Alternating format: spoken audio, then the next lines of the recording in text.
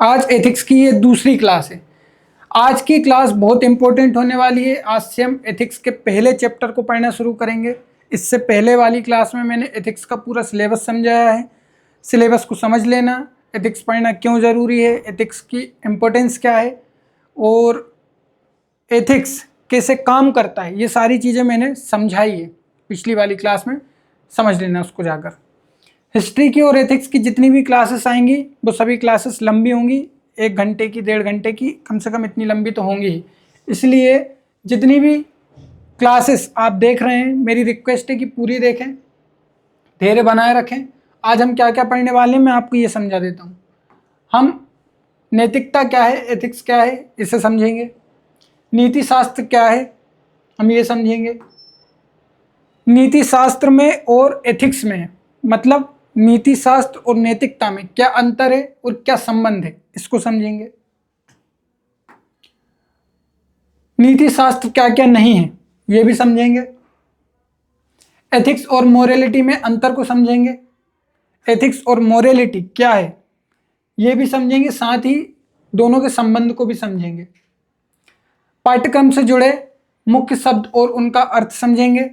इतने सारे शब्द हैं जो हमें समझना है। और नीति शास्त्र का महत्व समझेंगे, है ना। बहुत मजा आएगा आज की क्लास में, इसलिए क्लास को अंत तक जरूर देखना। क्लासेस जितनी भी आएंगी सभी क्लासेस आपको पूरी देखनी है और अंत तक देखनी है ना। पहले वाले पेज पर चलते हैं।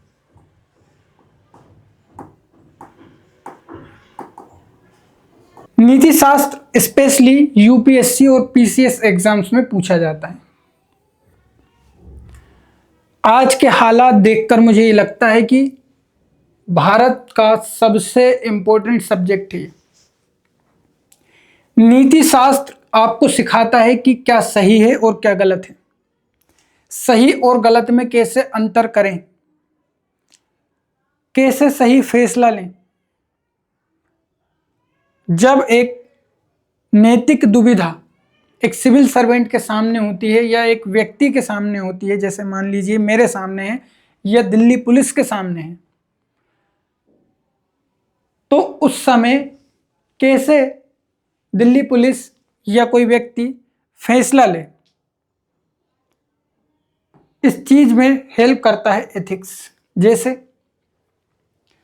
दिल्ली पुलिस क्या कर रही है, जो लोग प्रोटेस्ट कर रहे हैं उन लोगों को बुरी तरह से पीट रही है, गुंडे मार रहे हैं, वर्दी है नहीं बॉडी पर, वर्दी पर बेच नहीं है, नेम टैग नहीं है, किसी का सिर फोड़ दिया जा रहा है तो किसी पर ग्रेनेड फेंका जा रहा है। दिल्ली पुलिस का काम है शांति बनाए रखना। दिल्ली पुलिस ही नहीं, दुनिया की कोई भी पुलिस हो, उसका काम है नैतिक व्यवस्था का पालन करना, जो आचार संहिता है, जो चार्टर्स हैं उनको फॉलो करना, लेकिन अपने विवेक के, अपने नॉलेज के हिसाब से कैसे सिचुएशन को हैंडल करना है, ये काम भी तो सिविल सर्वेंट का है। और दिल्ली पुलिस क्या कर रही है, क्या वो नैतिक दुविधा में कि छात्रों को मारे कि नहीं मारे, एक नैतिक दुविधा है। सरकार ने कहा है लाठी चार्ज करो, छात्रों को हटाओ, और छात्र प्रोटेस्ट कर रहे हैं तो अच्छे काम के लिए कर रहे हैं, एजुकेशन के लिए कर रहे हैं, भारत के भविष्य के लिए कर रहे हैं। अब एक तरफ नैतिक व्यवस्था का पालन करना है और एक तरफ छात्रों के साथ सहानुभूति भी रखना है, तो एक नैतिक दुविधा है दिल्ली पुलिस के सामने, किसकी सुने। इस समय एक विचारधारा है जिसको द्वैतवादी विचारधारा कहते हैं, द्वैतवादी विचारधारा, डाइकोटमी माइंडसेट। अगर आपने इस विचारधारा को समझ लिया, इसका पालन कर लिया, तो आप इस प्रकार की नैतिक दुविधा में भी अच्छे से अच्छा फैसला ले सकते हैं। तो क्या दिल्ली पुलिस अच्छा फैसला ले पाई? बिल्कुल नहीं ले पाई। दिल्ली पुलिस ने सिर्फ और सिर्फ चार्टर्स का पालन किया, सरकार की मनमानी का पालन किया, सहानुभूति का तो पालन हुआ ही नहीं। दिल्ली पुलिस को जवाब देना चाहिए कि जो लोग बिना वर्दी के पुलिस के सामने छात्रों को मार रहे हैं वो कौन है। दिल्ली पुलिस भारत की सबसे हाईटेक पुलिस मानी जाती है, सबसे मॉडर्न इक्विपमेंट से लेस मानी जाती है दिल्ली पुलिस। लेकिन दिल्ली पुलिस ने जो हरकत की, क्या वो नैतिक हरकत मानी जा सकती है? नहीं मानी जा सकती। यह विचारधारा कहती है कि आपको दोनों पक्षों के विषय में सोचना चाहिए। कुछ लोग क्या करते हैं, सिर्फ इस तरफ जाते हैं, कुछ लोग इस तरफ जाते हैं। इसे कहा जाता है कॉन्टिनम अप्रोच। कॉन्टिनम अप्रोच, सातत्यवादी दृष्टिकोण। इसमें क्या होता है, व्यक्ति सिर्फ जैसे घोड़ा चलता है ना, उसे सामने का दिखाई देता है, आजू बाजू का दिखाई नहीं देता, उसकी आंखों पे लगा देते हैं कुछ, तो सामने सामने का देखकर चलता है। वो लोग इस प्रकार के होते हैं। कुछ लोगों को सिर्फ ये दिख रहा है कि इस देश में धर्म खतरे में है, कुछ लोगों को दिख रहा है कि सिर्फ इस देश में एजुकेशन खतरे में। जिन लोगों का माइंडसेट इस तरह का होता है, जिन लोगों के विचार द्वैतवादी होते हैं, मतलब जो लोग रिलेटिविस्ट होते हैं, सापेक्षवादी होते हैं, जो लोग लॉजिकल होते हैं, वो सोचते हैं कि ऐसा कहा जा रहा है तो क्यों कहा जा रहा है, धर्म खतरे में तो क्यों है। और जो लोग ये कहते हैं कि एजुकेशन खतरे में, तो वो इस पर भी सोचते हैं कि एजुकेशन की बात क्यों की जा रही है, परीक्षण करने की और निरीक्षण करने की कोशिश करते हैं। तो ये सारी चीजें एथिक्स से आती है। इसलिए ये पढ़ना, ये विषय समझना बहुत इंपॉर्टेंट है आज के समय में। नैतिकता क्या है, सबसे पहले इसको समझेंगे, है ना। डेफिनेशन पे ध्यान मत देना, जब मैं समझा दूं उसके बाद स्क्रीनशॉट लेना हो तो इसका स्क्रीनशॉट ले लेना और इसको फिर अच्छे से समझ लेना। मैं यहां पर 3 डायग्राम बनाता हूं।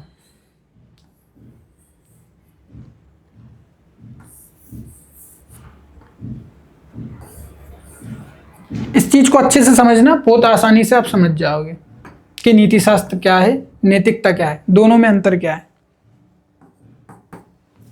ये राइट का है, ठीक है, और ये क्रॉस है। यहां पर एक गिफ्ट है, ठीक, एक पैकेट, और यहां पर 3 लोग हैं,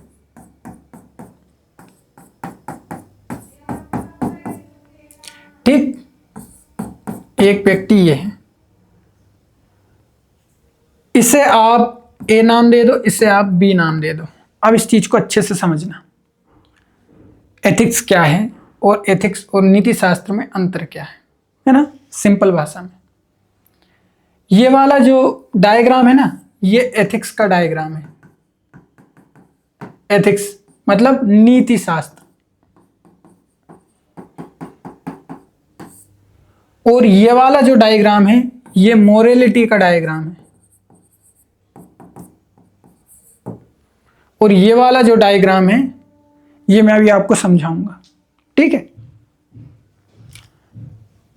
जब सही और गलत क्या है इसका फैसला किया जाता है, इसके लिए कुछ पैमाने बनाए जाते हैं, पैरामीटर्स बनाए जाते हैं, कुछ मानदंड निर्धारित किए जाते हैं, तो इसे कहा जाता है नीति शास्त्र,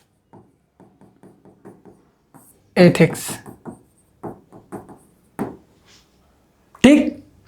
और जब एक व्यक्ति अपने एक बुरे मन और अपने एक अच्छे मन, ऐसा होता है ना नैतिक दुविधा में जब आप फंस जाते हैं, जैसे दिल्ली पुलिस के सामने नैतिक दुविधा है कि छात्रों को मारें या सरकार के नियमों का पालन करें, छात्रों के साथ सहानुभूति रखें या सरकार की मनमानी को पूरा करें। ये 2 माइंडसेट हैं अभी। ऐसे ही जब एक व्यक्ति का ए मतलब बुरा मन और बी मतलब अच्छा मन, ए को बोल सकते हो आप सुपर ईगो और बी को बोल सकते हो आप स्वार्थी मन। जब सुपर ईगो और स्वार्थी मन के बीच टकराव होता है, जब व्यक्ति नैतिक मूल्यों के आधार पर, ये वाला जो गिफ्ट का मैंने बनाया है ना, जब व्यक्ति नैतिक मूल्यों के आधार पर सही या गलत का फैसला करता है तो उसे कहा जाता है मोरालिटी। उसे कहा जाता है ह्यूमन वैल्यूज, उसे कहा जाता है नैतिकता। जब व्यक्ति किसी नैतिक दुविधा में अच्छे मन और बुरे मन इन दोनों से लड़कर नैतिक या मानवीय मूल्यों के आधार पर अपने जन्मजात गुणों के आधार पर जब सही फैसले का चयन करता है तब उसे कहा जाता है मोरालिटी, उसे कहा जाता है नैतिकता। और नैतिकता व्यक्तिगत ज़्यादा है, आत्मनिष्ठ ज़्यादा है। अंतर्मन का एक दबाव रहता है, जैसे दिल्ली पुलिस के अंतर्मन का एक दबाव है, अंतरात्मा का एक दबाव है, जो हमारी इनर कॉन्शियसनेस है, जो हमारा सबकॉन्शियस माइंड है, उसका एक दबाव है दिल्ली पुलिस पर कि क्या करें, अंदर का दबाव। जब अंदर का दबाव आता है तब मोरालिटी आती है, तब नैतिकता आती है ना। और जब बाहरी दबाव आता है, जब कोई चार्टर्स, जैसे दिल्ली पुलिस किसका पालन कर रही, चार्टर का, नैतिक कानून जो बने हैं, नैतिक व्यवस्था जो बनी उसका पालन कर रही है कि हमें शांति बनाए रखना है, तब बाहरी दबाव आता है और उस दबाव को हम कहते हैं नैतिकता, नैतिक व्यवस्था। समझ गए? तो ये नैतिकता है। अभी और समझेंगे और अच्छे से समझ पाओगे। तो नैतिकता का सिंपल सा मतलब क्या है? नैतिकता का सिंपल सा मतलब है सही गलत में अंतर करना, डिफरेंस करना। किसमें? सही और गलत में। जो आपको ये सिखाए वही नैतिकता है। कई बार हम ऐसे काम करते हैं जिसे नैतिक नहीं कहा जाता। जैसे एक बड़ा व्यक्ति है, बुजुर्ग व्यक्ति है, उसका अगर एक युवा मान लीजिए अपमान करता है, भले वो गाली दे रहा है और एक युवा उसे एक देता खींच के कान के नीचे, तो क्या उसने नैतिकता का पालन किया? नहीं। हमारे समाज की नैतिक व्यवस्था में बड़ों पर हाथ उठाना क्या माना जाता है? अपमान माना जाता है, गलत माना जाता है। तो हम क्या कहेंगे कि उसने कोई नैतिक कार्य नहीं किया, मतलब उसने गलत काम किया है। समझ गए? तो नैतिकता क्या है? नैतिकता सही और गलत में फर्क करने का एक माध्यम है। ठीक है। नैतिकता को और भी तरह से हम डिफाइन कर सकते हैं। नैतिकता एक सामाजिक व्यवस्था है। नैतिकता क्या है? सामाजिक व्यवस्था। जैसे कई लोग कहते हैं ना, माँ बहन और पत्नी इन तीनों में अंतर कैसे करें, ये धर्म सिखाता है। धर्म वरम कुछ नहीं सिखाता, ये हमारी सामाजिक व्यवस्था है। नैतिकता क्या है? एक सामाजिक व्यवस्था है। कैसे? समझो। समाज जब कुछ नियम बनाता है, मैं भी आपको आगे समझाऊंगा, अभी नहीं, आने वाली क्लासेस में, जाति व्यवस्था कैसे बनी, वर्ण व्यवस्था कैसे बनी, और छुआछूत समाज में कैसे आई, क्यों छुआछूत को एक नैतिक व्यवस्था मान लिया गया, जातिवाद को एक एथिकल सिस्टम मान लिया गया, है ना। ये सारी चीजें मैं आपको समझाऊंगा।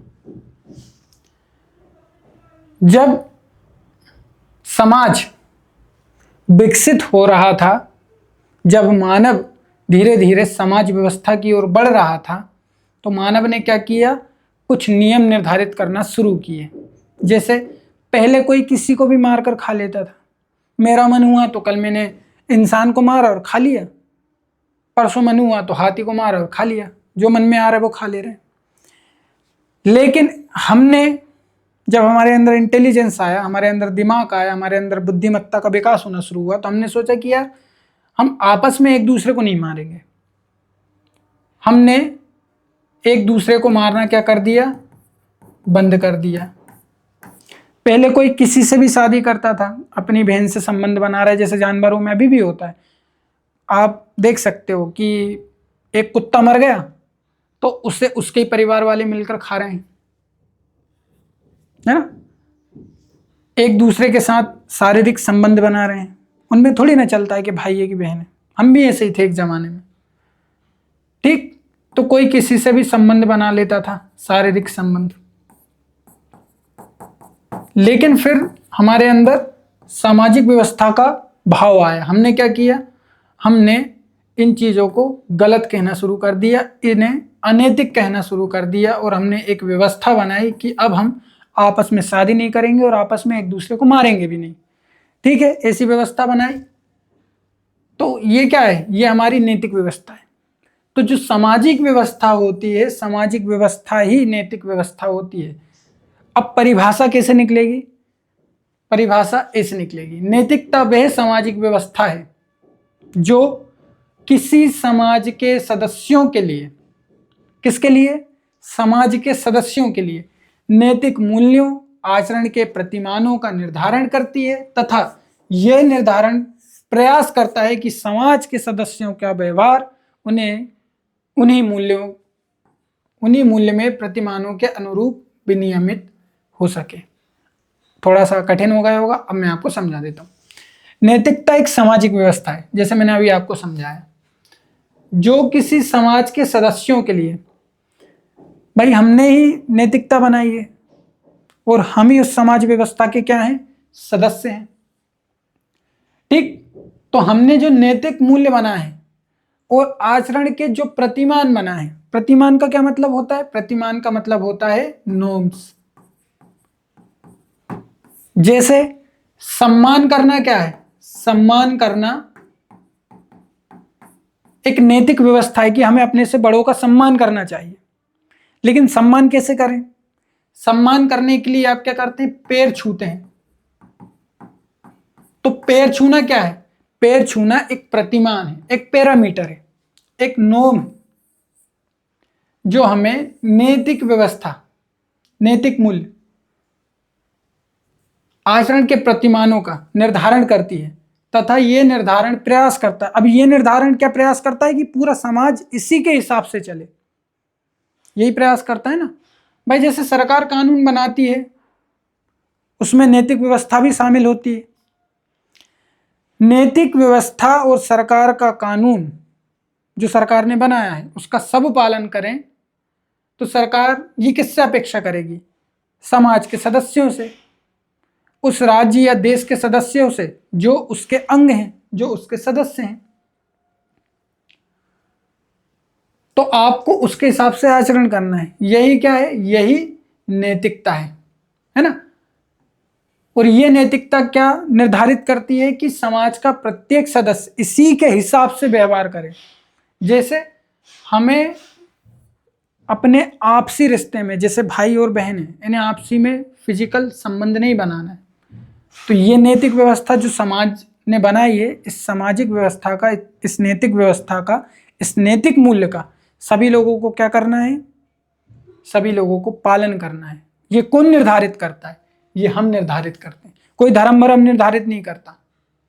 ठीक है, समझ गए। एक परिभाषा ये वाली है, नीचे वाली, नैतिकता का अर्थ उन सिद्धांतों, मूल्यों और नियमों से है जो ये तय करते हैं कि क्या सही है और क्या गलत है। नैतिकता या मोरालिटी का अर्थ उन सिद्धांतों, मूल्यों और नियम से है जो ये तय करते हैं कि सही है और क्या गलत है। ये मानवीय व्यवहार का वह मार्गदर्शक है जो हमें ईमानदारी, सच्चाई, करुणा, जिम्मेदारी के साथ दूसरों के साथ व्यवहार करने को सिखाता है, ताकि समाज में सद्भाव बना रहे। ये हमने क्यों किया है, सद्भाव के लिए, आपस में झगड़ा ना हो, लड़ाई ना हो। जैसे एक एग्जाम्पल की बात करें कि दिल्ली पुलिस ने इतने अत्याचार किए, लेकिन छात्रों ने अपनी मोरालिटी अभी छोड़ी नहीं है, अपनी नैतिकता छोड़ी नहीं है। तो क्यों नहीं छोड़ी, कौन है जो इसको बाध्य कर रहा है, छात्रों को बाध्य कर रहा है? इसलिए ये नैतिकता, हमारे अंदर का सुपर ईगो, ये। वरना जिस दिन हम हमारे इड का मतलब होता है स्वार्थी मन, बुरा मन।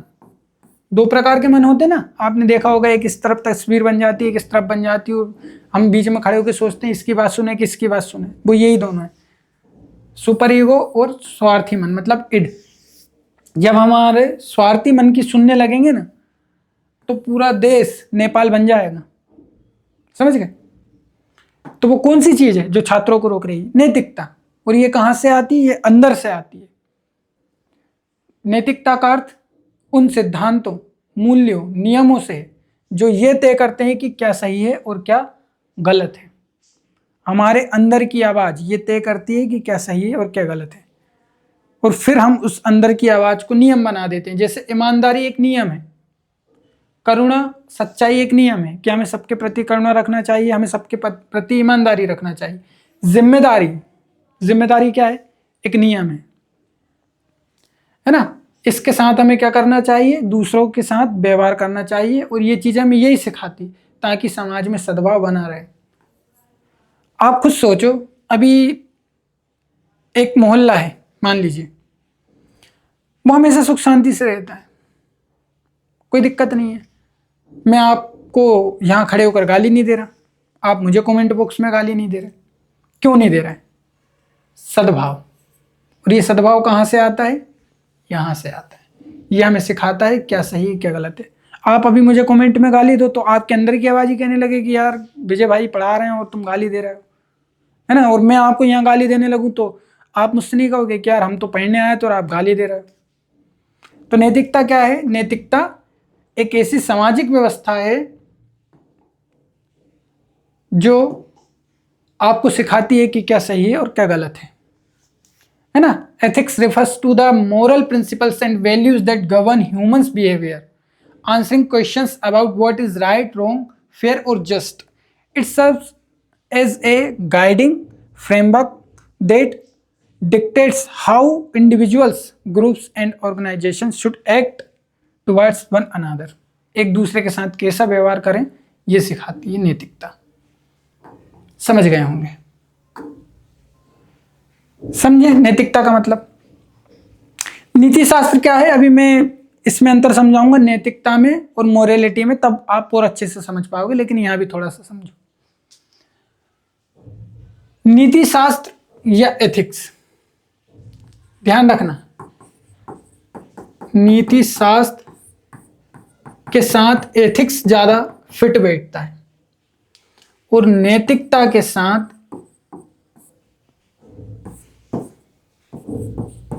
मोरालिटी ज्यादा फिट बैठती है।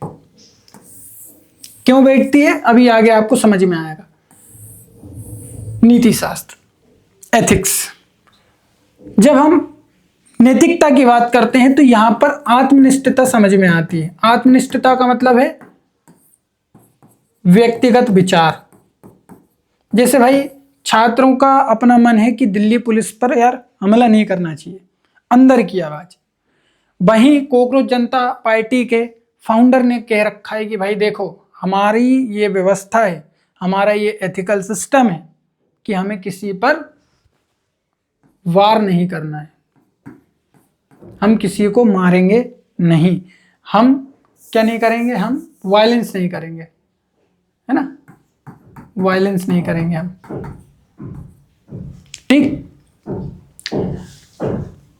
अब दो प्रकार की चीजें हो गई, एक तो अंदर की आवाज है और एक नैतिक कानून बना रखा है, या इसे नैतिक आचरण संहिता कह लो। यही होती नैतिक आचरण संहिता कि भाई एक चार्टर बना रखा है, इसके हिसाब से काम करना है।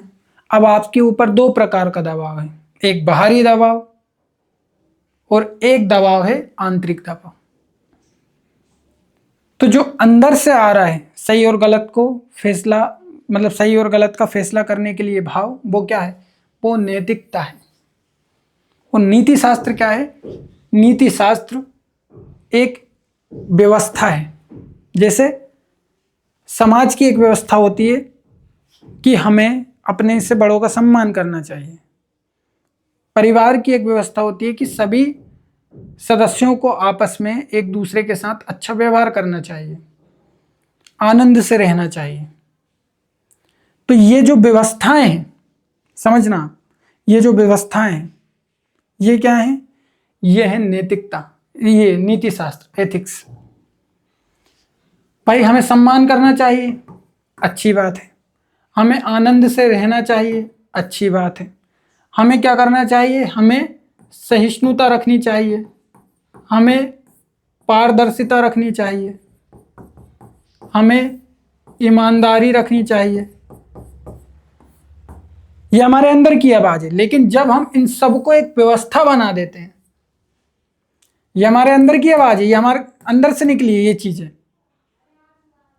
और जब हम इन चीजों को मिलाकर इनका एक ग्रुप बना देते हैं और इनको एक नियम के रूप में या एक नैतिक व्यवस्था के रूप में सबके लिए एक जैसा बना देते हैं और कहते हैं कि सब इसको फॉलो करो, तो इसे क्या कहा जाता है? इसे कहा जाता है नीति शास्त्र।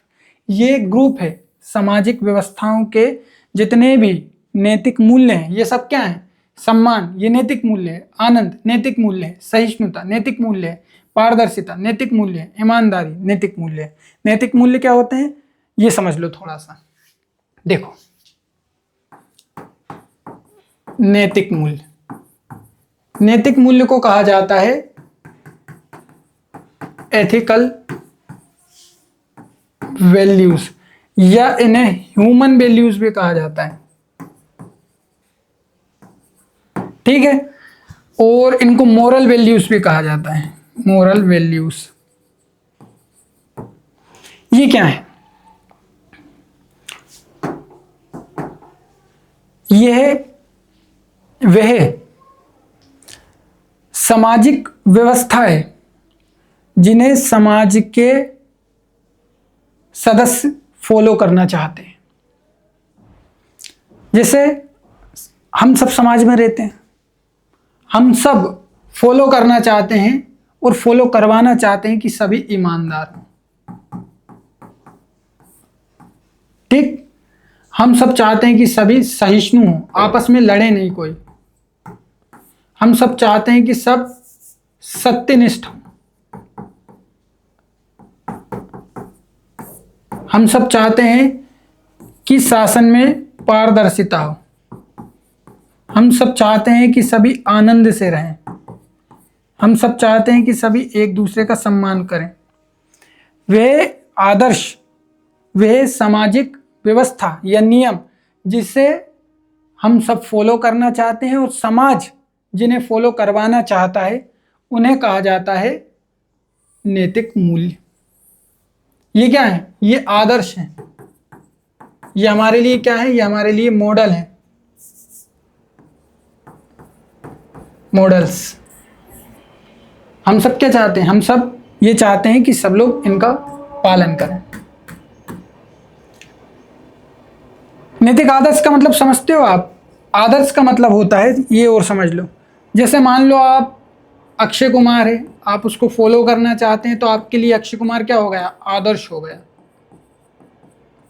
मान लीजिए आप कपिल शर्मा को फॉलो करना चाहते हैं, तो कपिल शर्मा क्या हो गया आपके लिए? रोल मॉडल, मतलब आदर्श हो गया, रोल मॉडल, है ना। तो जिन्हें समाज फॉलो करवाना चाहता है, उन नैतिक आदर्शों को, उन मूल्यों को नैतिक मूल्य या एथिकल वैल्यूज, ह्यूमन वैल्यूज या मोरल वैल्यूज कहा जाता है। इन्हें समाज भी फॉलो करवा सकता है, इन्हें कोई व्यक्ति भी फॉलो करवा सकता है, कोई विचार भी फॉलो करवा सकता है, इन्हीं को कोई कॉरपोरेट कह लो वो भी फॉलो करवा सकता है, कोई फर्म ले लो वो भी फॉलो करवा सकता है, कंपनी ले लो, कोई अधिगम ले लो, वो सब इसको फॉलो करवा सकते हैं। तो ये क्या होते हैं? ये नैतिक मूल्य होते हैं। समझ गए? तो नीति शास्त्र क्या है? नैतिक मूल्यों से मिलकर बनी सामाजिक व्यवस्था या नैतिक व्यवस्था को नीति शास्त्र कहते हैं। नीति शास्त्र सभी नैतिक मूल्यों के समूह का नाम है। समझ गए? हम सब ने क्या किया? नैतिक मूल्य जितने भी सामाजिक व्यवस्था में जितने भी मूल्य हैं जिन्हें समाज फॉलो करवाना चाहता है, कंपनी फॉलो करवाना चाहती है, कोई व्यक्ति फॉलो करवाना चाहता है, उन सबको मिलाकर एक किताब बना दी, वही नीति शास्त्र है, वही एथिक्स है। समझ गए?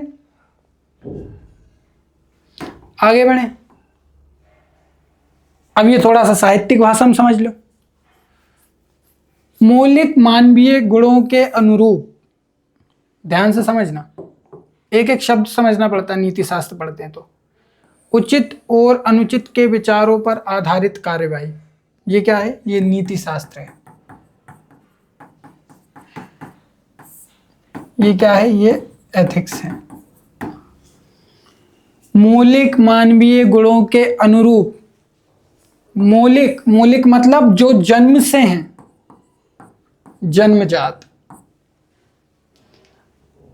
यहां पर कई लोगों को बड़ी दिक्कत होती है कि भैया जन्म से तो सब एक जैसे पैदा होते हैं, तो फिर यहां पर मानवीय गुण या मौलिक मानवीय गुण की बात क्यों हो रही है?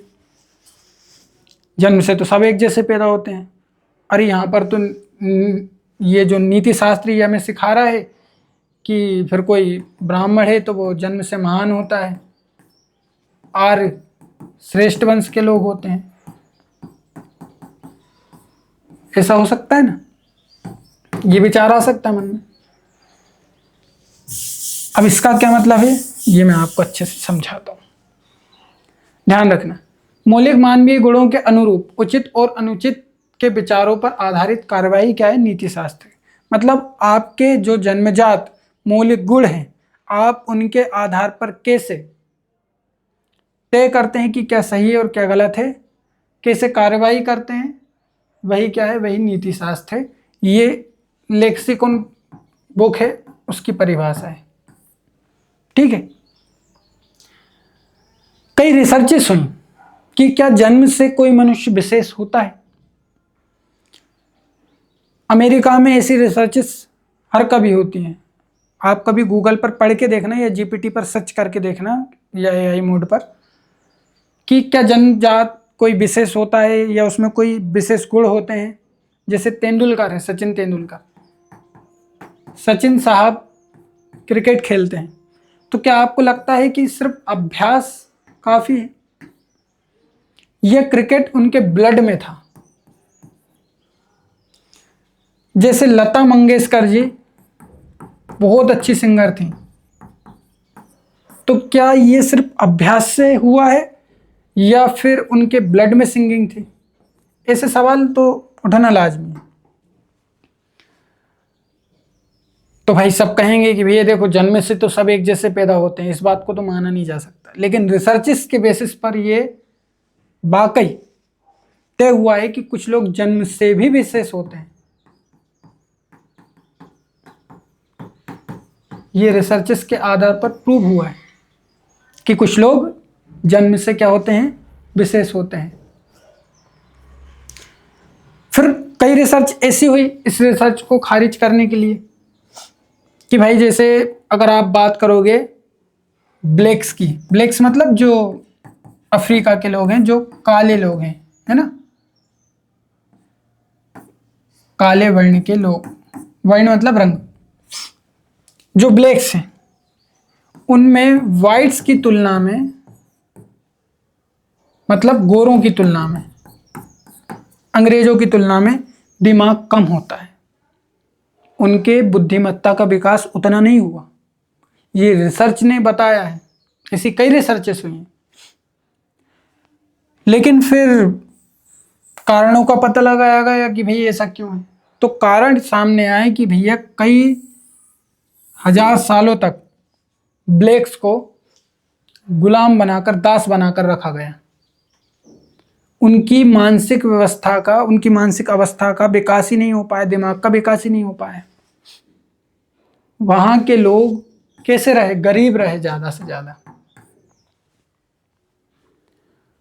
वहां के लोग अनपढ़ रहे। और एक देश गरीब होता है क्योंकि वो गरीब होता है। एक बहुत अच्छे इकोनॉमिस्ट ने उन्होंने कहा था, ये नाम नहीं आता यार मुझे, मैं नाम भूल जाता हूँ बस। उन्होंने कहा कि एक देश गरीब है क्योंकि वो गरीब है। ऐसा क्यों? भाई देखो, देश अगर गरीब है तो जो माँ बाप के बच्चे हैं उनको पोषण अच्छा नहीं मिलेगा, और माँ बाप को अगर अच्छा खाना नहीं मिलता है तो वो बच्चों को अच्छा खाना खिला नहीं पाएंगे। बच्चे अच्छा खाना नहीं खाएंगे तो उनमें अच्छा पोषण नहीं होगा। बच्चों में अच्छा पोषण नहीं होगा तो उनका दिमाग डेवलप्ड नहीं होगा। देश गरीब है तो शिक्षा व्यवस्था अच्छी नहीं होगी। शिक्षा व्यवस्था खराब है तो बच्चों को क्या सिखाएंगे, है ना। ऐसे करके जो आने वाली पीढ़ी आएगी वो भी कैसी आएगी? पहले पीढ़ी जैसी। इसलिए एक देश गरीब होता है क्योंकि वो गरीब होता है। फिर बदलाव कैसे हो? बदलाव होता है ईमानदारी से। लेकिन ईमानदारी हमारे देश में और लगभग पूरी दुनिया में खत्म होती जा रही है। तो रीजन ये थे कि भाई इनको तो मौका मिला ही नहीं ना शुरू से, तो ये कैसे डेवलपमेंट करते, इनका दिमाग कैसे प्रगतिशील होता, ये दिक्कतें थी। फिर कुछ रिसर्चेस हुई, कुछ बच्चों को अलग अलग रखा गया जन्म से। एक बच्चा मान लो ए है और एक बच्चा बी है, इसको रखा गया अमेरिका में और इसको रखा गया मान लो अफ्रीका के किसी गरीब देश में। दोनों बच्चे हैं, दोनों जन्म से गोरे हैं, एक ही वर्ण के हैं, एक ही नस्ल के हैं, कोई भेद नहीं है, दोनों बिल्कुल सेम है, दोनों जुड़वा भी हैं। एक को अफ्रीका में रखा, एक को अमेरिका में रखा। शॉकिंग रिजल्ट्स ये रहे कि अमेरिका का बच्चा ज़्यादा डेवलपमेंट कर पाया, उसका दिमाग ज़्यादा विकसित हुआ, लेकिन अमेरिका के तुलना में अफ्रीका में रहने वाले इस बच्चे का दिमाग अफ्रीका के मूल लोगों के दिमाग के तुलना में बहुत ज़्यादा विकसित था। समझ रहे हो ना? भले ही ये बच्चा अफ्रीका में रहा, लेकिन अफ्रीका के जो मूल निवासी, वहाँ के जो रहने वाले हैं, उनकी तुलना में इसका दिमाग बहुत डेवलप था, बहुत विकसित था। तो इससे ये पता चला कि जन्म से असर तो पड़ा है। क्यों पड़ा है? क्योंकि अमेरिका में पहले से, मतलब पहले की जो पीढ़ी थी उसमें पोषण अच्छा था, शिक्षा अच्छी थी, इसलिए आने वाली पीढ़ी भी अच्छी रही। लेकिन अफ्रीका के मूल निवासियों की तुलना में अगर हम बात करें तो अफ्रीका के मूल निवासी बहुत पिछड़े समझ में आए इस बच्चे की तुलना में। इससे क्या पता चला कि कारण वो नहीं है जो हम समझ रहे थे, कारण यहाँ पर वही फिजिकल है कि बच्चों को पोषण अच्छा नहीं मिला, इसलिए वो बच्चे उतना ज़्यादा आगे नहीं बढ़ पाए जितना कि ये बच्चे जन्म से आगे बढ़ रहे हैं। ठीक समझ में आई मेरी बात? तो मौलिक मानवीय गुणों के अनुरूप उचित और अनुचित के विचारों पर आधारित कार्यवाही क्या है? नीति शास्त्र है। एथिक्स की उत्पत्ति ग्रीक शब्द एथिका से हुई है। एथिका का अर्थ है रीति रिवाज, प्रचलन या आदत। रीति, प्रचलन या आदत, एथिका। अब इस शब्द से ही हम समझ सकते हैं, हमने जब अपने आप को विकसित करना शुरू किया, हमने समाज बनाना, सोसाइटी बनाना शुरू किया, तो हमने क्या किया? हमने एक दूसरे को नहीं मारेंगे ये कस्में खाई, लेकिन ये सारी चीज़ें एकदम से तो नहीं हो गई। धीरे धीरे क्या बनती है? रीति बनती है। धीरे धीरे ये चीज़ें प्रचलन में आती हैं, आदत में आती हैं, फिर परंपरा बन जाती है। और यही परंपरा अंत में सामाजिक व्यवस्था या संस्था बन जाती है। समझे? तो शब्द के अर्थ से ही समझ सकते हो आप। मोरलिटी लैटिन भाषा के मोर्स या मूर्स से बना है, जिसका अर्थ होता है रूढ़ियां। यहां ये लगेगी। अब रूढ़ी का अर्थ क्या होता है? रूढ़ी का अर्थ होता है ऐसी परंपरा जो एक पीढ़ी से दूसरे पीढ़ी तक गई और जिन्हें फोर्सफुली फॉलो करवाया जाता रहा, उन्हें कहा जाता है रूढ़ियां। जिनमें बदलाव को एक्सेप्ट नहीं किया जाता, वो रूढ़ियां बन जाती हैं। तो ये कि भाई हम एक दूसरे को नहीं मारेंगे, हम एक दूसरे के साथ फिजिकल संबंध नहीं बनाएंगे, आपस में रिश्तेदारी में शादी नहीं करेंगे, ये क्या है? ये सब मोरल वैल्यूज हैं, ये सब एथिकल वैल्यूज हैं, एथिकल सिस्टम है। ये धर्म वरम कुछ नहीं सिखाता। समझ गए? आगे बढ़े। अब ये समझ लो कि नीति शास्त्र या एथिक्स क्या क्या नहीं है। ये वाला सबसे पहले नीति शास्त्र कोई कानून नहीं है, कानूनी नियम नहीं है। जैसे कानूनी नियम कहता है कि हम सब समान हैं, है ना। कानून किसी के साथ भी सजा देने में भेदभाव नहीं करेगा। ये क्या हो गया, ये एक नियम हो गया। लेकिन नीति शास्त्र नियम नहीं है। नीति शास्त्र एक अंदर की आवाज है जो आपको ये बताती है कि सही और गलत में फैसला कैसे करना है। नीति शास्त्र कानून नहीं है। नीति शास्त्र भावनाएं नहीं है कि मेरे मन में भावना आई तो आज मैं ईमानदार हो गया और कल मेरे मन में भावनाएं आई तो मैं बेईमान हो गया। नहीं, नीति शास्त्र भावनाओं से जस्ट परे है। नीति शास्त्र धर्म भी नहीं है। धर्म कहता है कि देखो नैतिक व्यवस्था जो है ना, ये हमारे अंदर से निकली है, हमारे ग्रंथों से निकली है, धर्म कहते हैं। तो जो नीति शास्त्री होते हैं वो कहते हैं कि देखो ऐसी बातें मत किया करो, धर्म भरम का कोई हिस्सा नहीं है। धर्म नीति शास्त्र का हिस्सा है। पहले नीति शास्त्र आया, बाद में धर्म आया। नीति शास्त्र कोई सामाजिक मानदंड भी नहीं है। हर बात सामाजिक व्यवस्था ठीक हो ये जरूरी भी नहीं है। सती प्रथा भी एक सामाजिक व्यवस्था थी। बाल प्रथा भी एक, मतलब बाल विवाह भी एक सामाजिक व्यवस्था थी, लेकिन वो सही थी ये जरूरी नहीं है। ठीक है, आगे बढ़ते हैं। एथिक्स और मोरालिटी में अंतर को समझो। एथिक्स का संबंध वस्तुनिष्ठता से। वस्तुनिष्ठता से क्या मतलब होता है, ऑब्जेक्टिविटी। ऑब्जेक्टिविटी से मतलब होता है कि ऐसे सामाजिक नियम, ऐसी सामाजिक व्यवस्था या ऐसी व्यवस्था जो सबके लिए समान हो, जिसे सबको फॉलो करना अनिवार्य हो, वो वस्तुनिष्ठ है, सभी के लिए है। ठीक है, जैसे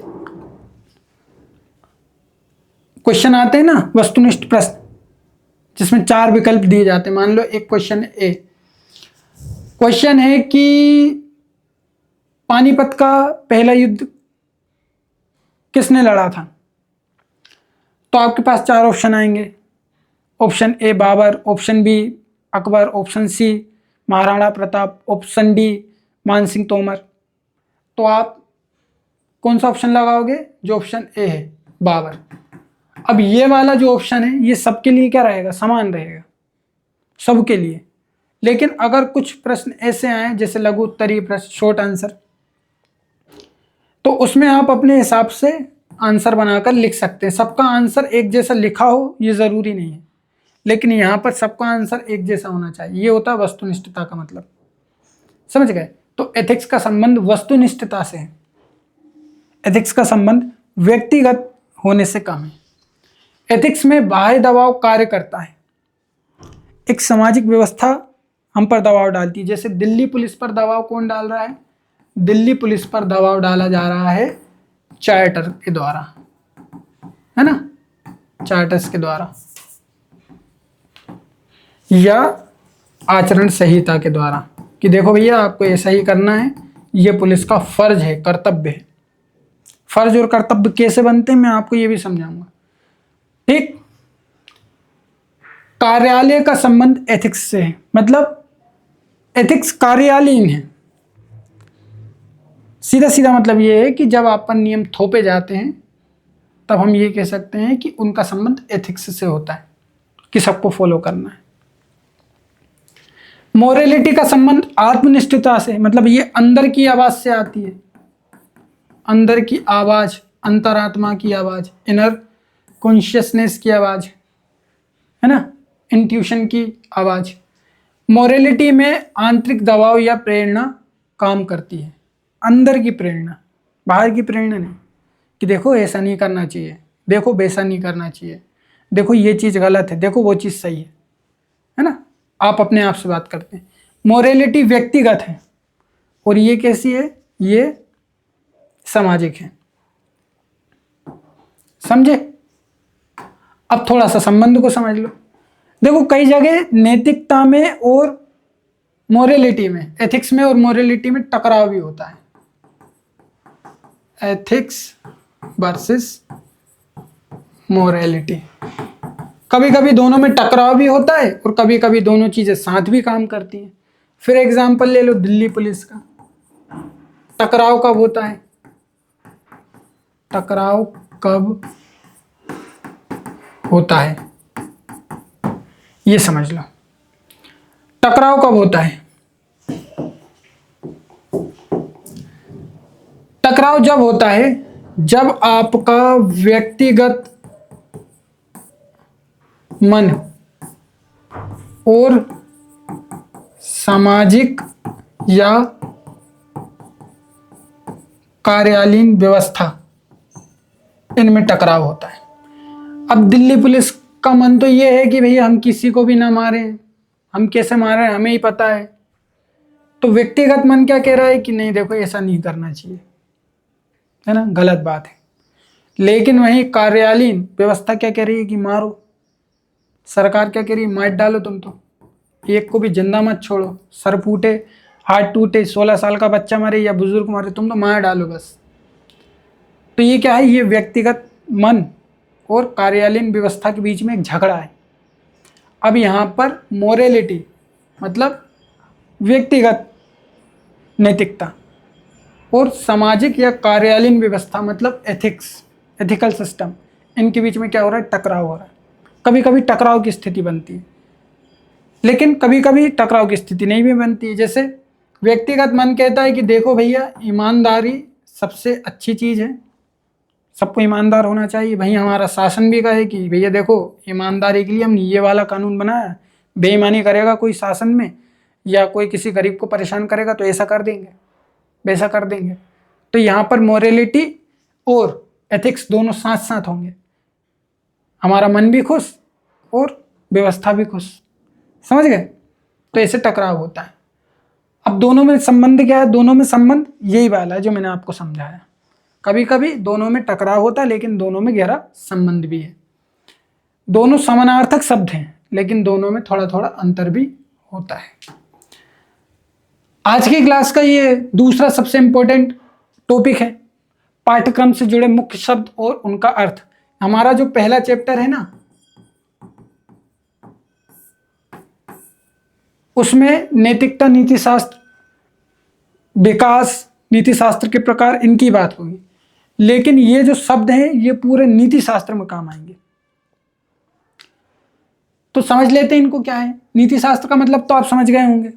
सत्यनिष्ठा का मतलब समझो, नैतिक सुदृढ़ता, निरंतर सच्चाई के मार्ग पर चलना तथा मजबूत नैतिक सिद्धांतों एवं मूल्यों के प्रति सुसंगत रहना और समझौता किए बिना इनका पालन करना।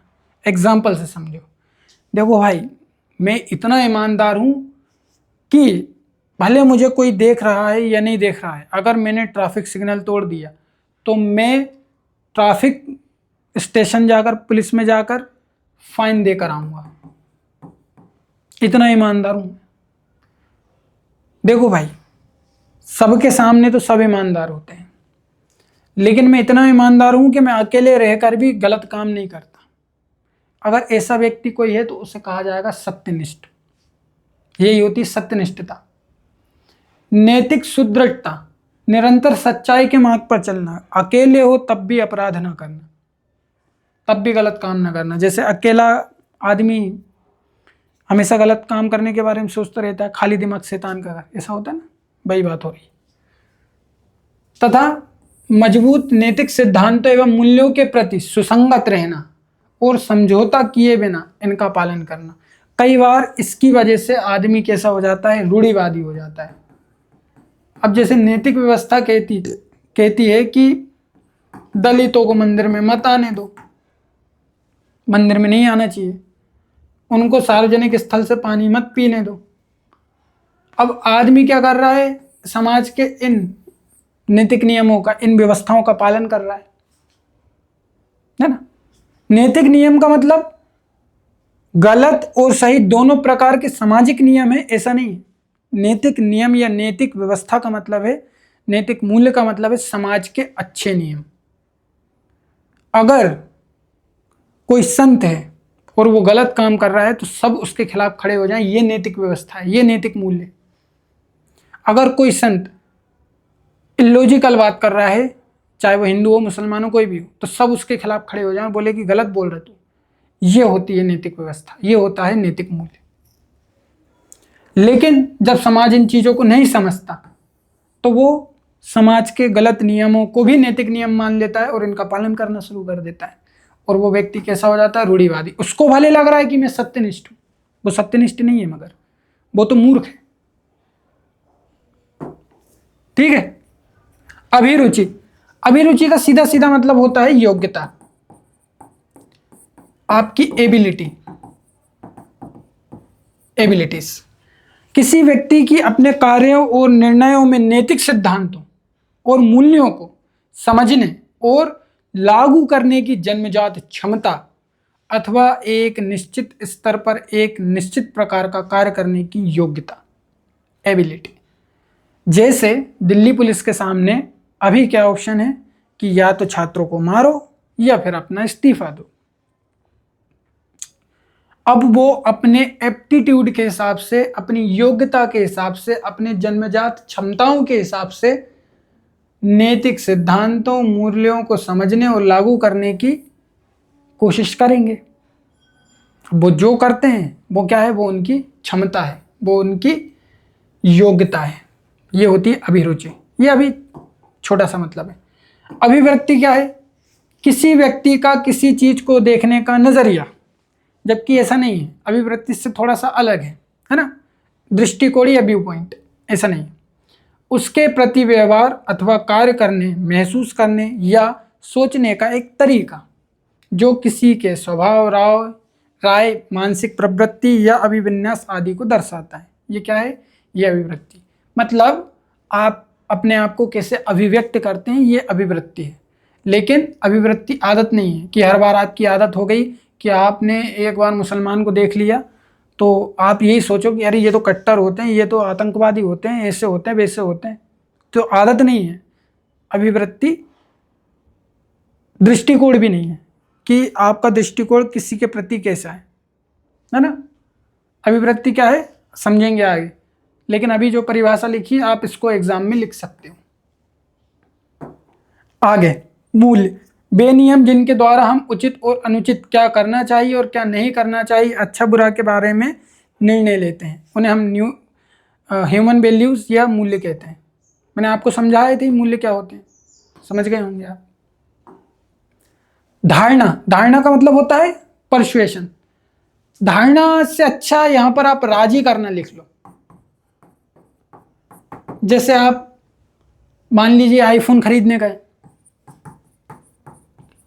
ठीक है, आपका पूरा मन था कि भाई देखो मेरे पास 1,50,000 रुपए हैं और भैया आज तो मतलब मैं क्या खरीद के लाऊंगा, लाख ऐसे लिखाएगा ना, आज तो मैं क्या खरीद कर लाऊंगा, आईफोन खरीद कर लाऊंगा। आप गए मोबाइल की दुकान पे और पता चल रहा है सैमसंग ले आए। किसी ने पूछा कि भैया आईफोन लेने गए थे तुम तो सैमसंग उठा के ले आए, तो आप क्या कहोगे? भैया देखो सैमसंग की बात ही अलग है। दुकान वाला कह रहा था कि देखो सैमसंग लो, मतलब 100 आईफोन के बराबर एक सैमसंग का फ़ोन आता है। तो जो व्यक्ति समझदार होगा, जिसने एथिक्स पढ़ा है, जिसने थोड़ा बहुत साइकोलॉजी पढ़ा है, वो क्या कहेगा कि देखो सैमसंग का फ़ोन अच्छा नहीं है।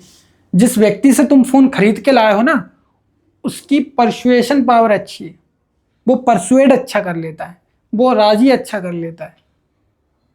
मतलब किसी को राजी करना, किसी को विश्वास दिलाना, निश्चित करवाना कि ये चीज़ अच्छी और ये चीज़ गलत है, ये होता है परसुएशन। जैसे आप कई बार प्रोडक्ट नहीं खरीदते तो जो कंपनी वो क्या करती है, वो एडवर्टाइजमेंट करवाती है। तो एडवर्टाइजमेंट भी क्या है, एक प्रकार का परसुएशन है जो आपको राजी करता है कि हमारा प्रोडक्ट खरीदो, है ना। भेदभाव रहित मतलब इम्पार्शियलिटी, विभिन्न विचारों अथवा राय पर समान एवं निष्पक्ष रूप से व्यवहार करने का गुण। गैर तरफदारी, ये भी तो है। भेदभाव रहित मतलब आपको भेदभाव नहीं करना, ना विचार के प्रति ना राय के प्रति। आपको क्या करना है, निष्पक्ष रहना है और निष्पक्ष रूप से व्यवहार करना है। अगर आपके अंदर ये गुण है तो आप भेदभाव रहित हैं, आप में इम्पार्शियलिटी है, जो हमारी देश की मीडिया में नहीं है। पता है, मैं जब भी न्यूज़ देखता हूँ और ये देखता हूँ कि मीडिया वाले चाटुकारिता कर रहे हैं, मीडिया वाले झूठ को सच दिखा रहे हैं और सच को झूठ दिखा रहे हैं। तो सबसे पहले सवाल मन में ये आता है कि यार ये अपने बच्चों को क्या बोलते होंगे, घर जाके क्या सिखाते होंगे, कि मतलब चलो छोड़ो यार क्या बोलूँगा, है ना। गैर तरफदारी, गैर तरफदारी का मतलब होता है नॉन पार्टिजनशिप। नॉन पार्टिजनशिप की वैल्यू बहुत इंपॉर्टेंट है। किसी भी राजनीतिक दल, विशेष हित समूह का समर्थन नहीं करना तथा उससे प्रभावित नहीं होना। मान लीजिए अगर आप किसी राजनीतिक दल, विशेष समूह या किसी विचारधारा का समर्थन करते हैं तो आप उनसे विपरीत विचारधारा वालों का क्या हाल करोगे, आपको इसका अंदाजा नहीं है। इसलिए ये बहुत इंपॉर्टेंट है। ये तीनों भाई बहन हैं आपस में, भेदभाव रहित और ये गैर तरफदारी, निष्पक्षता, ऑब्जेक्टिविटी। भावनाओं या व्यक्तिगत पूर्वाग्रह से प्रभावित हुए बिना तथ्यों एवं सूचित घटनाओं पर आधारित निर्णय लेना। भावनाओं या व्यक्तिगत पूर्वाग्रह, अगर आप इससे त्रस्त हैं और इससे प्रभावित होकर अगर आप कोई फैसला लेते हैं तो वो फैसला कभी अच्छा हो ही नहीं सकता, कभी अच्छा नहीं हो सकता। मान लीजिए एक जज है और वो मुस्लिम है, ठीक है, और उसके सामने एक हिंदू अपराधी आता है जो एक बहुत बड़ा संत है। अब ये बेचारा कोई अपराधी नहीं है, लेकिन इसको इनसे क्या है, दिक्कत है। वो व्यक्तिगत पूर्वाग्रह और व्यक्तिगत कुभावनाओं से प्रभावित है, तो वो क्या करेगा, इस हिंदू संत को दोषी ना होते हुए भी मौत की सजा दे देगा। मतलब ऐसी सजा दे देगा जिसका वो हकदार था ही नहीं। सहानुभूति, दूसरों के दुख को साझा करने का मानवीय गुण, जो कि दिल्ली पुलिस में खत्म हो चुका है और सरकार में भी। सही बोल रहा हूँ ना? देख रहा है, सारा चैप्टर समझा दिया मैंने आपको दिल्ली पुलिस से। समानुभूति, दूसरों के दुखों को ना केवल साझा करना बल्कि समझने का भी मानवीय गुण। ये नहीं कि किसी की मान लो मैं किसी की डेथ हो गई और आप गए और खूब फूट फूट के रो रहे हैं, अरे थोड़ा सा समझ भी तो लो कि रोना भी है कि नहीं रोना है। पता चल रहा है आतंकवादी निकला वो और उसके ही सब पे जाके रो रहे हैं। या किसी देशभक्त के सब पर चले गए और वहां जाकर आंख से एक आंसू नहीं निकल रहा, हंस और रहे हो, ठीक है। तो इसका मतलब ये है कि आपके अंदर एम्पैथी नहीं है। सिंपैथी एम्पैथी सब समझाऊंगा मैं, इससे पहले सिंपैथी निकले ना। संवेदना, कंपैशन। संवेदना का मतलब क्या होता है? संवेदना का मतलब होता है वेदना सहित, मतलब दूसरे के दुखों को समझने और कुछ करने की इच्छा रखने की कामना, ये संवेदना है। आपने किसी का दुख देखा और आप वहां से निकल गए, ये क्या है? ये करुणा है। आपने किसी को दुख में देखा, आप थोड़ा सा प्रभावित हुए, अरे यार, और फिर चले गए, ये संवेदना है। लेकिन जब ये करुणा है, लेकिन जब आपके अंदर संवेदना या दया की भावना आती है, तब आप दूसरे को दुख को ना केवल समझते हैं बल्कि कुछ करने की इच्छा भी रखते हैं कि मैं इसके लिए कुछ करके जाऊंगा। ये होती है संवेदना। सहिष्णुता, टॉलरेंस। सहिष्णुता भी हमारे देश में खत्म होता जा रहा है। दूसरों के विश्वासों या मान्यताओं को पहचानने और उनका सम्मान करने की इच्छा या सम्मति। ये नहीं कि मुसलमान को देखा तो उसका धर्म तो खराब है, हिंदू को देखा तो उसका धर्म तो खराब है, ये नहीं। हमें क्या करना है? हमें सहिष्णुता रखना है। भावनात्मक समझ, इमोशनल इंटेलिजेंस, ये भी हमारे देश में सरकार में खत्म होता जा रहा है।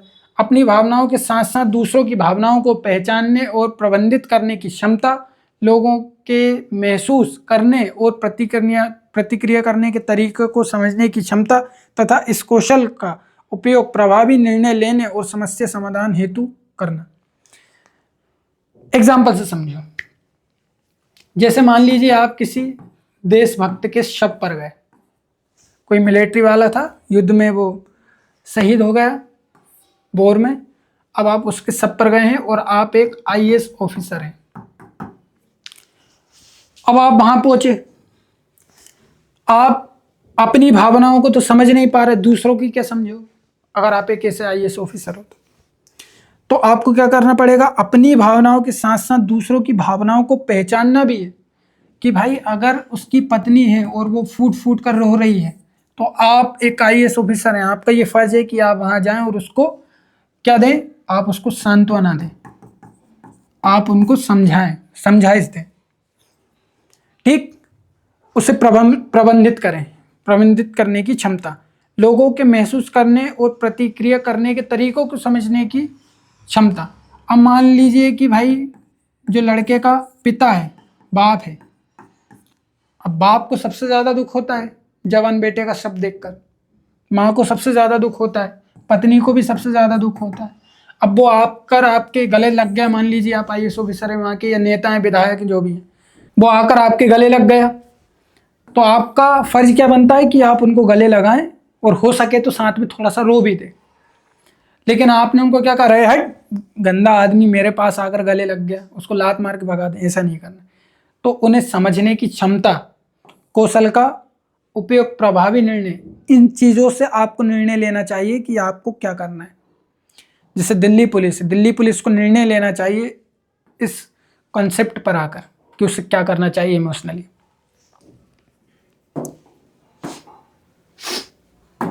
मुझे हल्का सा जुकाम और हो गया। दुविधा, नैतिक दुविधा, जैसे दिल्ली पुलिस के सामने क्या करें क्या नहीं करें। ऐसी स्थिति जिसमें किसी व्यक्ति के लिए दो या दो से अधिक चीज़ों के बीच चयन करना कठिन हो, उसे कहा जाता है नैतिक दुविधा या डायलेमा। समझ गए? अरे यार, अंतरात्मा, उचित और अनुचित के संबंध में अपने स्वयं के विचारों के अनुरूप होना। जब आपके सामने दो ऑप्शन आ जाएं, जैसे मान लीजिए घर छोड़ूं या फिर घरवाली छोड़ूं, मतलब जिससे शादी करना चाह रहे उसे छोड़ूं, तब आप सिर्फ और सिर्फ सुने अपने अंतरात्मा की, अपने दिल की। जब सारे रास्ते बंद हो जाएं तो सिर्फ अंतरात्मा, कंसाइन का उपयोग करो। उचित और अनुचित के संबंध में अपने स्वयं के विचारों के अनुरूप अपने अंदर की आवाज सुनो कि आपको क्या करना चाहिए और क्या नहीं। जवाबदेही, अकाउंटेबिलिटी, स्वयं के द्वारा किए गए कार्यों के परिणाम की जिम्मेदारी लेना और इससे उत्पन्न होने वाले मुद्दों का त्वरित एवं निष्पक्षतापूर्ण ढंग से समाधान करना। नीट का पेपर लीक हुआ तो इसकी जवाबदेही, इसकी अकाउंटेबिलिटी लेना चाहिए था सरकार को, और त्वरित ढंग से, निष्पक्षतापूर्ण ढंग से समाधान करना था। ये होती है अकाउंटेबिलिटी। आप आईएएस ऑफिसर बन जाओगे तो आपको ये सारी चीज़ें समझ में आ जाएगी। आप किसी दिन पुलिस वाले बन जाओगे तो आपको ये चीज़ें समझ में आ जाएंगी। भ्रष्टाचार, बेईमानी पूर्ण लाभ हेतु विश्वासपूर्ण स्थिति अथवा पद का उपयोग, एक अधिकार, विवेक, जवाबदेही, भ्रष्टाचार। मतलब बेईमानी पूर्ण लाभ हेतु विश्वासपूर्ण स्थिति अथवा पद का उपयोग, एक ऐसी स्थिति जिसमें आपको जिसमें सबको आपसे क्या है, उम्मीदें हैं कि आप कुछ अच्छा करोगे। मान लीजिए करोड़ों रुपए का फायदा होगा किसको, जनता को, करोड़ों रुपए का, ठीक। सबको आप पर विश्वास है, एक ऐसी स्थिति है जिसमें सब पे आप पर क्या है, सबको विश्वास है, ठीक है। और वहां पर आप अपने पद का उपयोग भी कर रहे हैं, तो आप अपने पद का और लोगों के विश्वास का अगर अपने व्यक्तिगत लाभ के लिए उपयोग करते हैं तो वो क्या है, वो भ्रष्टाचार है, करप्शन है, बेईमानी है। ईमानदारी, निष्ठावान, सत्यनिष्ठ एवं न्यायनिष्ठ व्यक्ति होना, निष्पक्षता, जवाबदेही और पारदर्शिता के मूल्यों को लागू करना, ये ईमानदारी है। शासन में ईमानदारी स्पेशली। नागरिक घोषणा पत्र, उच्च स्तरीय सेवा प्रदान करने के लिए एक सार्वजनिक संगठन द्वारा नागरिकों को दी गई वचनबद्धता। ये सारी चीजें हम अच्छे से समझेंगे। पारदर्शिता, ट्रांसपेरेंसी, जानकारी साझा करना तथा खुले ढंग से कार्य करना, हालांकि प्रभावी ढंग से उपयोग करने के लिए ये जानकारी समय पर प्रासंगिक, सटीक और पूर्ण होनी चाहिए। पारदर्शिता का मतलब ये नहीं है कि आपको सिर्फ बता दिया, पारदर्शिता का मतलब है कि जानकारी समय पर हो, ये नहीं कि आपको 10 साल बाद बता रहे हैं। सटीक हो और प्रासंगिक हो और पूर्ण हो, तब माना जाएगा कि काम पारदर्शी, ट्रांसपेरेंट है ना। नहीं तो पता चल रहा है कि 10 साल बाद पता चल रहा है नीट का पेपर लीक हुआ था तो किसने किया था, है ना। एक एग्जाम्पल से समझो। क्या एग्जाम्पल लूँ मैं इसके लिए, पारदर्शिता को समझाने के लिए? नीट का पेपर ही ले लो।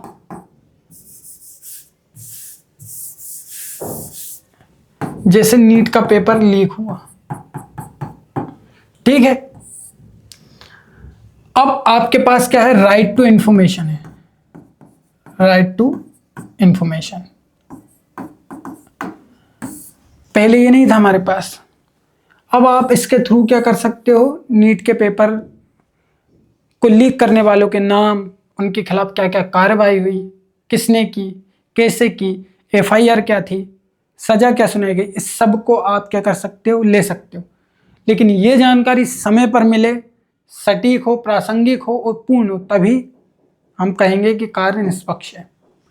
सूचना का अधिकार, ये सरकार से कोई भी जानकारी मांगने, किसी भी सरकारी दस्तावेज का निरीक्षण करने और उसकी प्रमाणित फोटोकॉपी की मांग करने के भारतीय नागरिक के अधिकार को संदर्भित करता है। बड़ी मुश्किल से मिली ये चीज़ें हमें, सूचना का अधिकार और लोकपाल जो कानून पास हुआ, ये सारी चीज़ें।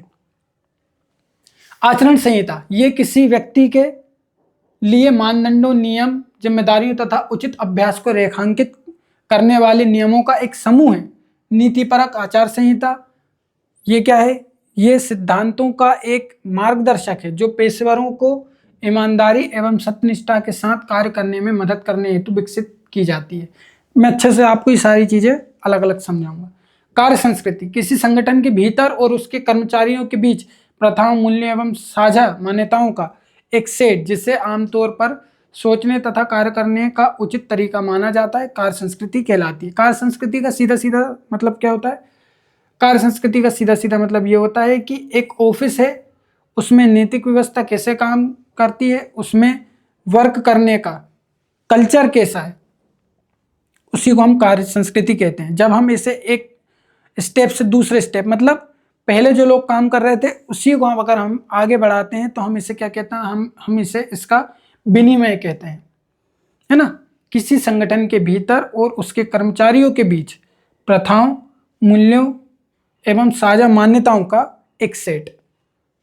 प्रथा, मूल्य, जैसे हमारे देश में एक प्रथा सी बन गई